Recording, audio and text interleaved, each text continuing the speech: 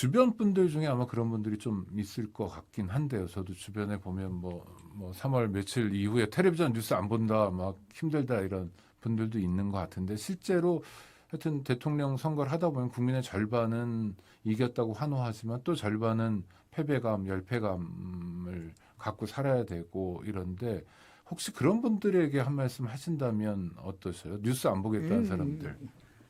선거를 전략적 개념으로 보면 전쟁이라고 표현을 많이 하잖아요. 네네. 선거 전, 무슨 홍보 전 이렇게 네.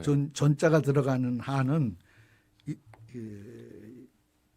명가의 그 상사예요.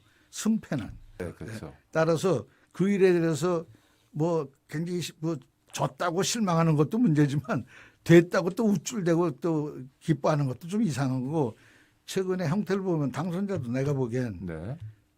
가서 아파트 행사하거나 어느 특정 지역에 가가지고 그거를 과시하려고 그러거나 네. 이런 모습은 이것은 아주 잘못된 거예요. 기본적으로 진쪽 정치는 져야 이기는 거예요. 네. 진쪽을 향한 모습이 사회적 약자에 대한 배려와 관심, 이것을 또 졌을 때 그 진 사람에 대한 배려가 사실은 정책 리더십의 가장 중요한 골자예요. 네. 그게 민족 리더십의 본질이에요. 특히 우리 같은 이런 이분법적 체제라고 그럴까? 그렇죠. 이거 아니면 저거, 이기지 않으면 지고. 네. 이를테면 승자 독식의 이런 네. 구조.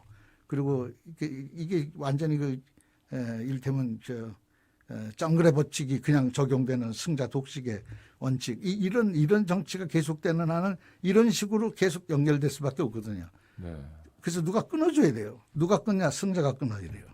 승자가 포용력을 발휘하고 해야 민족 리더십이 발휘되고 그리고 용서가 되면서 화해가 되는 거예요. 그런데 대선 끝나고 지금까지 윤석열 당선자가 승자로서의 포용력을 보여준 거는 하나도 별로 없어요. 하나도 없군요. 그걸 나타낸 것이 가령 인사 문제 같은 게 전형적인 거예요. 그러니까 지금 이를테면 영호남이 지역적으로 뿐만 좀 아니라. 다르다 하면 호남 분들이 좀 들어간다든지 보수가 아니면 진보라든지 일부러라도 남성이 아니면 여성이라든지 배려하는 모습이 보여져야 일부러라도. 돼요. 딱 정확한 숫자로 남지는 않지만 네네. 김대중 대통령 같은 경우는 아주 유를 정했거든요. 네. 그러니까 그런 원칙은 없었던 시더라도 실력으로 한다라는 그거에 대해서는 뭐 누가 뭐라고 비판할 수 없어요. 네. 능력이 있거나 실력이 있는 사람 위주로 뽑겠다라는데 누가 뭐라겠어요. 그럼요. 다만 정치의 본질, 최고 지도자의 대통령의 입장에서는 그거와 보다는 사회적 약자에 대한 배려를 고려하는 이런 것이 사실 통합의 기본이거든요. 네. 그리고 그런 통합이 리더십의 본질이 돼야만 협치가 되고 상생의 정치가 다시 부활할 수 있는 거예요. 지금같이 서로 적이냐 동지냐 이분법으로 나눠가지고 라이벌이라는 개념이 우리는 없지 않습니까? 라이벌은 서로가 윈윈할 수가 있거든요. 뭐 이런 것처럼요. 그런 양상김 씨도 다 마찬가지죠. 그런 정책을 실제로 보여줬거든요. 네. 그런데 윈윈하는 걸 법을 모르는 거예요. 그러니까 이렇게 하니까 상대방은 죽어야 되는 애놈이거든.